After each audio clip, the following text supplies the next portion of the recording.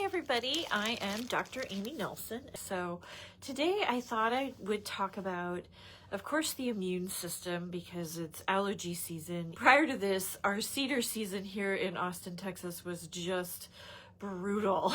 It was really, oh gosh, getting us all down.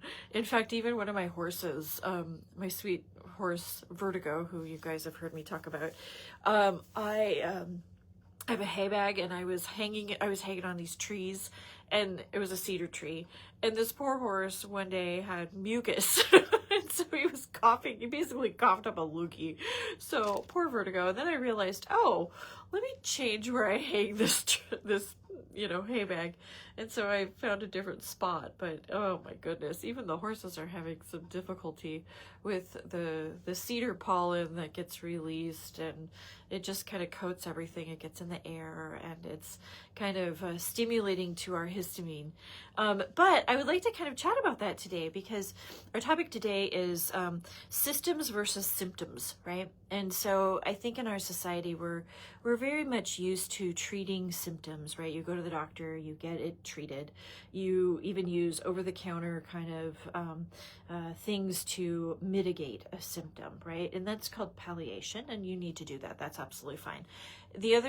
But you have to back up and you kind of have to ask yourself, like, why is this happening to me? Like, what's going on? And in those questions, you can kind of find out, how I can optimize my health or what my system is actually kind of saying to me, right?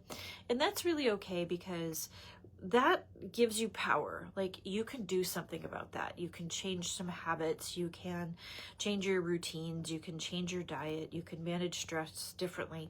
Those are kind of keys that you have control over and that you can examine, right? And that just takes a lot of like self-reflection and trying something new and being willing to change something. All those things are definite keys for helping you with your health, because as a naturopathic doctor, I look at, okay, what path is somebody on? Do they have habits that are actually helping them with their health, with their well-being, with all of that? Or are their habits giving them challenges? And no judgment, like, I'm not here to judge you. And I myself, I don't eat perfect, and I struggle with things, but what I don't do is think of myself as helpless in something, right? I know I can do better in certain areas, and I'm always kind of inspired to do that. And I try not to shame myself into doing that either, right? So if I have some health goals or I have, energy goals or whatever it is, I will work at that goal. And as long as I'm headed forward, that's great. But I've learned along the way to have some self-compassion, because that doesn't work to beat yourself up over not achieving a workout goal or achieving, sleep goals or something like that. It's really just is what it is. And I hate that saying too. It's kind of like a dismissive saying, but if you're working on goals and you're trying to change them, utilizing self-shame isn't really the way to do it. Understanding where you're at in life and what your needs might be would be something, so if it's, to make something easier, maybe you need more community help, maybe you need to change a routine or put a boundary in place, or all these kind of things, right? So that's a bigger picture type issue. So it's not to say that, just, eat healthier, exercise more, and get more sleep. Like, sometimes that's not easy to do, and that's okay. That really, really is okay. To work through that and toward that goal is important. And it is to just give self-compassion and compassion to others when they're struggling through those things. So that said, let's talk about systems versus symptoms, and in the case of especially histamine release. So this is interesting to me because I always like backing up and looking at why and the root cause and all that kind of thing. So when you have, we talked about the histamine reactions going on with cedar, right? So why is it some people really have a hard time with histamine reactions and other people have barely any seasonal allergy reactions? Well, a lot of reasons can contribute to that. We kind of know that genetically, some people can hold on to their histamine a lot longer than others.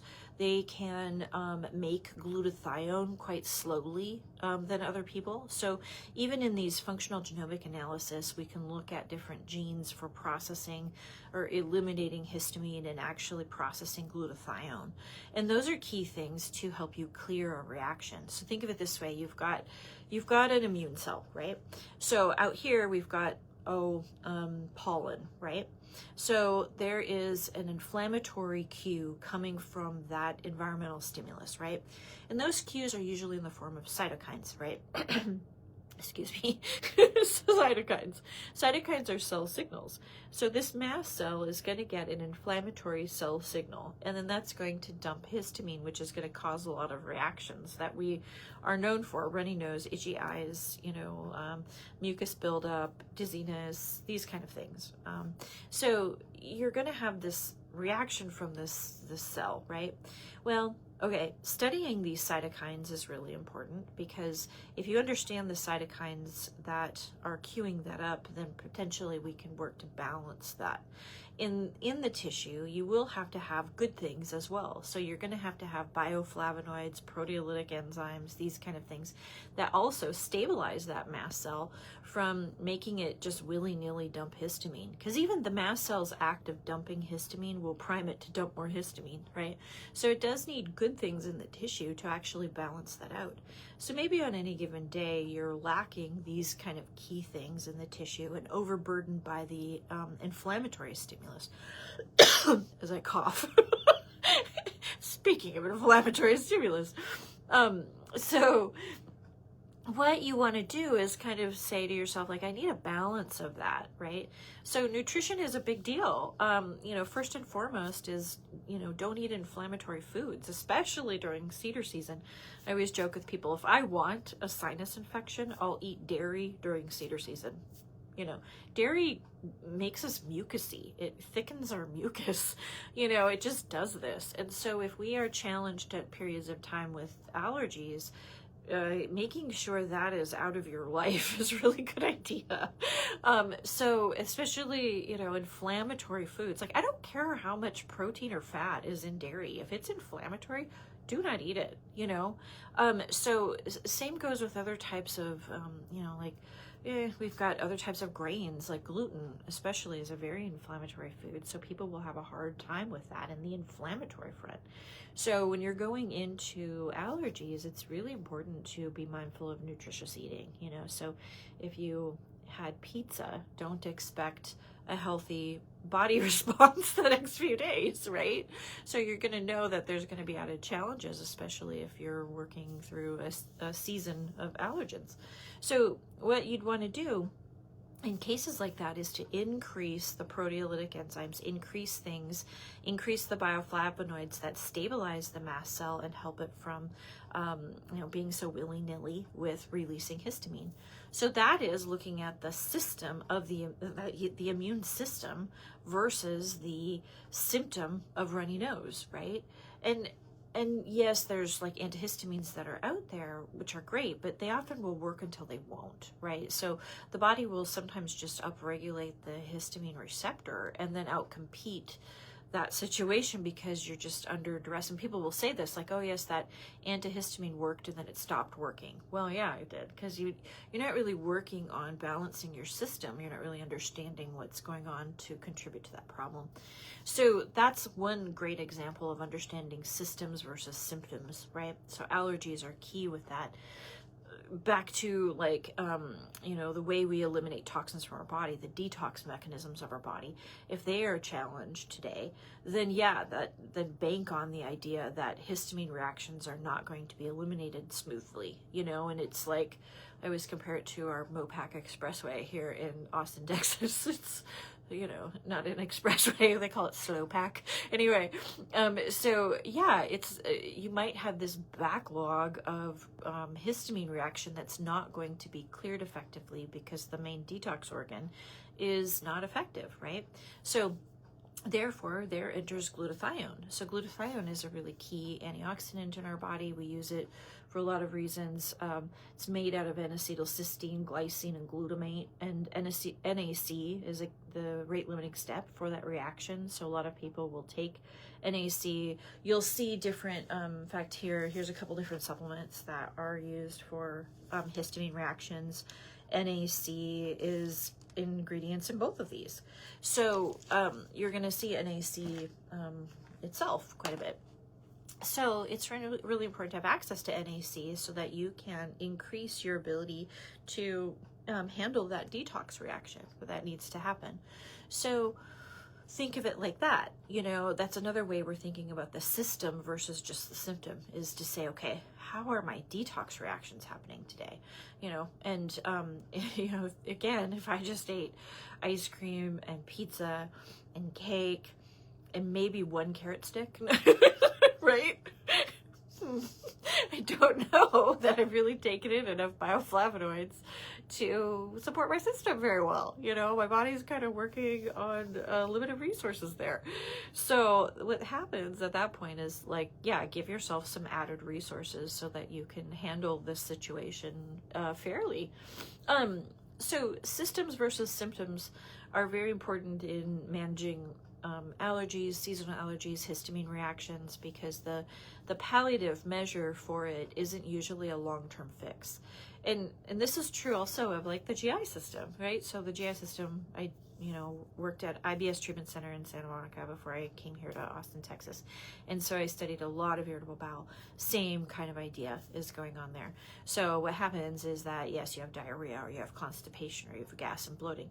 These are symptoms, right? But the system, of course, is the GI. So we definitely want to look at what is the environment of the GI system.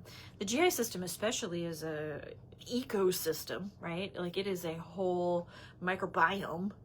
So it's like a universe of probiotics in there. So you really have to look at the GI system from a very careful microbiome perspective.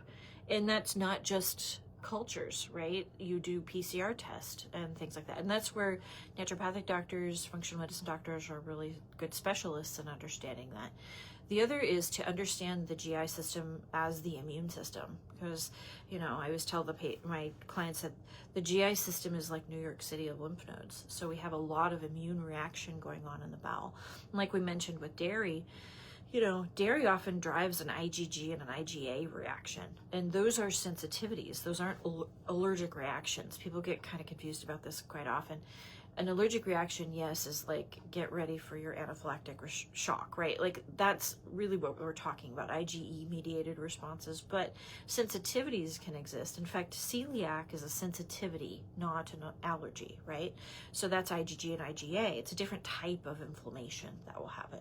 So IgG and IgA will also create like thickened mucus. It's that inflammation that goes on with exposure to those foods that then will thicken the mucus. And, you know, I would expect, you know, so if you struggle with dizziness, if you struggle with sinus pressure, sinus infection, and then that leads to kind of the postnasal drip situation that goes on with bronchitis, and then kind of sometimes that leads to pneumonia, all these kind of things. If that is something that goes on in your life and you have periods of time that happens, I would take a good hard look at dairy. You know, I would really, you know, I do those food sensitivity panels that show up for, you know, inflammation. So it's nice to know those things. And it gets back into the nutritional piece. Like, nutrition standards for me are, first and foremost, I ask about somebody's relationship with food. When I teach nutrition, I tell the students, first, do not give people an eating disorder, right? You really want to understand what's going on with them in food, why they're choosing food, why they're eating food. what is your relationship with food, right? I got to know that before I structure any kind of nutrition, right? Second is the food inflammatory? Like we mentioned, I don't care how much protein, fat, or fiber is in this piece of food. If it is inflammatory, you do not eat it, right? And people get into the weeds with that all the time, because they're just looking at food as far as like proteins, fats, and fibers, right? Or micronutrients, or calorie, or something like that. That's not accounting for the inflammatory condition of the food. So you really want to understand that, because why? The GI system and the immune system are so tightly intertwined, they're best friends, that's where an immune system can get highly dysregulated, is with chronic inflammation in the bowel, right? That's where that Th1, Th2 system gets really, really upset. So when you have chronic inflammation in the bowel, oh, and by the way, you may not be symptomatic, then we know that the immune system balance is going to get off. And then if you're really having trouble with histamine balance, or histamine kind of overproduction, or histamine's part of your life, right? Then, oh, hey, Susanna. Hey, good to see you. Welcome to my Facebook Live. Anyway, we're talking about histamine and dairy. You know how I am. Anyway, so what happens in the GI system is you got all that inflammation in there, and what's happening is it's upsetting that Th1, Th2 system. So the Th2 system, that will produce, that's definitely involving the immune cells that are going to produce histamine, are going to be using histamine in their inflammatory cues, right? So if I'm sitting around with like bad seasonal allergies, and I'm trying to figure out what's wrong with my histamine reaction, oh, I think the bowel's upset, you know. And it isn't so fair, because you wish you would have GI symptoms all the time, but oh my goodness, you may not, which is not fair. I really wish the GI system would text us more, you know, but you could be full on celiac and have no GI symptoms, right? So you have to kind of look at different cues. So somebody comes in with seasonal allergy problems, or even upper respiratory issues, we look at the GI quite a bit. When somebody comes in with autoimmune type stuff, we look at the GI quite a bit. We look at the GI all the time, right? So there's another example of systems versus symptoms, is that you may have symptoms in this area over here, but we're going to look at this organ system right here, because that's where we know some imbalances are going on. So if the food is inflammatory, that's important to consider. I feel like that's the number one mistake in nutrition, is that we don't consider inflammatory reactions. We go straight to proteins, fats, and fibers, the macronutrients, and we don't give enough guidance for that. And also, like, the way inflammation happens with the microbiome too, you know, that's to be considered. So here we're considering just IgG and IgA and IgE reactions, but you can have kind of a fermentation process going on with these bacterial overgrowths. And then that throws a different type of inflammation, you know. So if I am, you know, saying, even if I'm saying quinoa is the greatest thing on earth, you should eat it. But over here, if the microbiome can't tolerate that and is actually using that as a fuel source for inflammation, quinoa is not that person's thing. So you really have to kind of take in consideration food based upon the microbiome, based upon inflammation. And then also, what did we say in the beginning? Don't give people eating disorders. And that's important too, because I always want to check in with somebody's emotional stuff with food. I'm like, do you feel like we're really limiting? How do you feel about the nutrition? Like, do you feel like this is doable? Do you like this? Are you feeling anxious about it? Do you feel like you can live your life? Like, those are really important questions, because, you know, people will come into emotions, like, you know, especially with dairy. I mean, bless people, but I think I have had people really have a hard time learning that they have to give up dairy. And I kind of wonder, you know, if it's some sort of addiction thing. And I try to ease the blow, but also we just dive right into it. And we try to swap out other things, you know. It is one of those things that's really hard to face. And that's okay. Like, absolutely, that's okay. I think I remember when I first went, you know, really changing my diet, just realizing, like, there are whole restaurants I cannot go to. And that was infuriating. I was really mad about that. And then, you know, you kind of just live it, and then you find restaurants that are great, and you find situations that you got through just fine. And now, you know, I guess it's just about gaining experience with that. And now it's not so challenging, and it doesn't bother me as much. Or I prepare, right? So if I'm traveling, I definitely am going to prepare for that, right?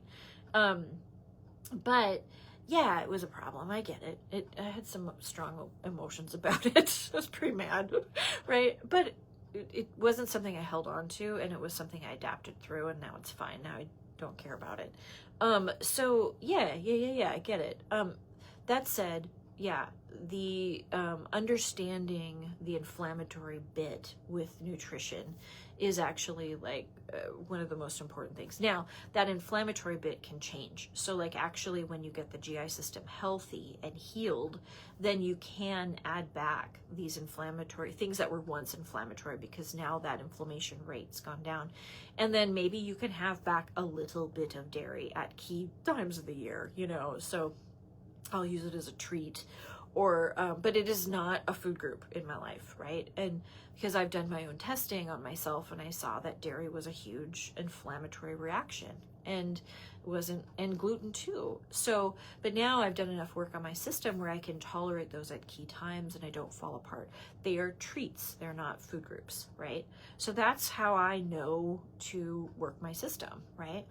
I'm also listening to my body all the time, you know, so I'm making nutritional choices based upon what my body's telling me. And that's really important. And then that means that my diet adapts a lot of times. Like most of the time I'm eating kind of a paleo-based diet. There's other times I'm adding more fibers and grains and things like that. So I'm adapting it here and there, you know, and that's okay. Like, and that's what you want to work with somebody, is that the nutrition is actually the main tool for healing, because that nutritional habit, if it's inflamed, if that nutritional piece is the main source of inflammation, you gotta change that. You know, that's about understanding the GI system. The GI system itself needs to be this healthy place that nutrition comes in, and you get those wonderful bioflavonoids that we were talking about, and vitamins and all these key things. Like bromelain comes from pineapple, quercetin comes from apples, right? So like there are these key, even these key enzymes that come in through really good food. When you're absorbing it in a great way, then that's enough to stabilize that cell, right? Like we were talking in the beginning, if we have depletions in these key bioflavonoids and proteolytic enzymes and things like that, then that mast cell is imbalanced. It's going to then, you know, be more influenced by the inflammatory cytokines, because in the tissue there's deficits, right? Because we're not getting nutrition out of the digestive system. If the GI system is the source of inflammation, that's a problem, right? Because here you've got it. Gosh, I should have had nutrition absorption. Instead, I didn't get that, but I made inflammation off my GI. That's a problem, right? You can kind of then tell how that system feeds into the inflammatory system, the digestive system, the immune system, all this kind of stuff, right? So I hope that makes sense. Anyway, I read an article, and it's in my newsletter, which if you want, oh gosh, go to my website and sign up for my newsletter, and then you can read my little articles that I write about once a month, you know, and I might pick up the pace here in the summertime, but yeah, if you want to read those, that'd be amazing. And then go to my website. There's all sorts of information there, and we'll try to do something else next week. If you have any, you know, suggestions on things you want to talk about, let me know, and we'll go through that. All right, everybody, I'm gonna get back to work. All right, have a good afternoon.